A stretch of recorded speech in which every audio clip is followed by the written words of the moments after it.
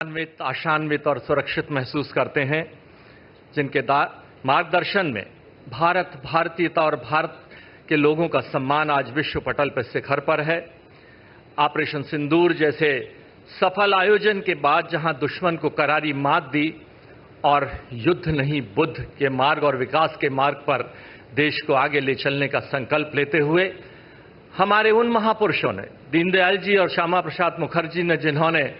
अंत्योदय का सपना लिया, आजादी की रोशनी की किरण, पायदान की सीढ़ी पर खड़े हुए अंतिम व्यक्ति तक पहुंचे, कोई भूखा ना सोए इस देश में, और एक देश एक विधान एक प्रधान के संकल्प को आज पूरा होता प्रतीत करने वाले ऐसे यशस्वी प्रधानमंत्री नरेंद्र मोदी जी का मैं अपनी ओर से, हाउसिंग कमेटी की ओर से और सभी मेरे साथ मंच पर बैठे सभी लोगों की ओर से हार्दिक अभिनंदन करता हूं, वंदन करता हूं। अभिनंदन है प्रधानमंत्री जी आपका, अभिनंदन है मंच पर उपस्थित हमारे लोकसभा के यशस्वी स्पीकर आदरणीय ओम बिरला जी का, अभिनंदन है हमारे मंत्री श्री मनोहर लाल खट्टर जी का,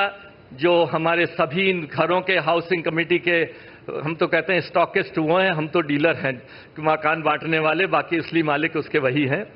हमारे पार्लियामेंट्री अफेयर्स के मंत्री भाई किरण रिजिजू का, मेरे सामने बैठे सभी कैबिनेट मंत्री, सभी सांसदगण, सभी पत्रकार छायाकार बंधुओं का बहुत बहुत अभिनंदन है। जब प्रधानमंत्री जी के संज्ञान में आया कि सांसदों को मकानों की कमी हो रही है और ये मकान 1935 से लेकर 1955 के बीच में बने थे, जिन पर मेंटेनेंस का खर्चा बहुत अधिक हो रहा था, तो प्रधानमंत्री जी ने 1922 में तत्कालीन हाउसिंग कमेटी के अध्यक्ष और वर्तमान में मंत्री श्री सीआर पाटिल जी का, जिनका लगाया हुआ ये पौधा आज बनकर यहाँ पर तैयार हुआ है, मैं अभिनंदन और धन्यवाद देता हूँ आदरणीय सीआर पाटिल जी का। उनसे समय समय पर मुझे मार्गदर्शन भी मिलता रहा, और सबसे बड़ा धन्यवाद इस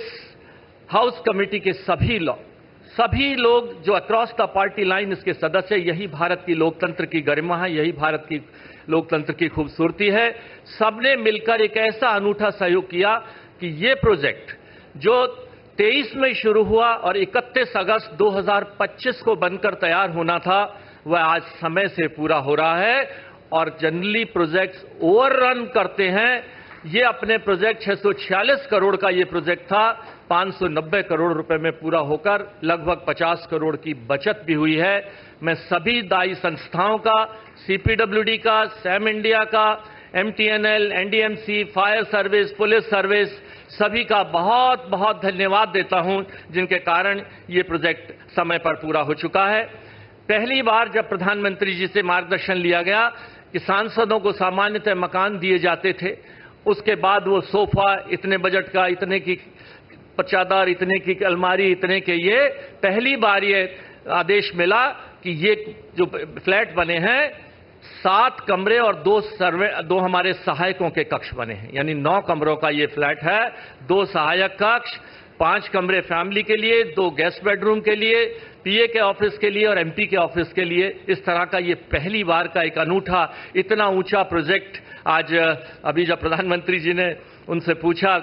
जो कर्मचारी हैं जिन्होंने मिलकर ये बनाया था, कि क्या आपने इससे ऊंचा कोई प्रोजेक्ट बनाया है अभी तक? 25 मंजिला ये प्रोजेक्ट है, 23 मंजिलों में 46 4 टावरों के अंदर हमारे मकान होंगे, और जिसमें मुझे खुशी है कि इनकी मांग इतनी रही, पहली बार और दूसरी बार के सांसदों को, जो ये साउथ एवेन्यू, नॉर्थ एवेन्यू है, इसमें प्रधानमंत्री जी ने मार्गदर्शन दिया है कि इनको हम दोबारा से रिनोवेट कर नया बनाएं। मैं प्रधानमंत्री जी आपका, सभी मंत्रीगण उपस्थित और आप सभी की उपस्थिति को प्रणाम करते हुए, मुझे आपने ये अवसर दिया। आज कोई भी सांसद, किसी के मन में ये तो भाव हो सकता है कि मुझे कोठी मिलनी चाहिए थी, बड़ा बंगला मिलना चाहिए था, लेकिन 543 में से 543 सांसदों को आज कोई भी ऐसा नहीं है जिनको ये मकान ना मिले हों। मैं आप सबको शुभकामनाएं देते हुए, प्रणाम करते हुए धन्यवाद देता हूं।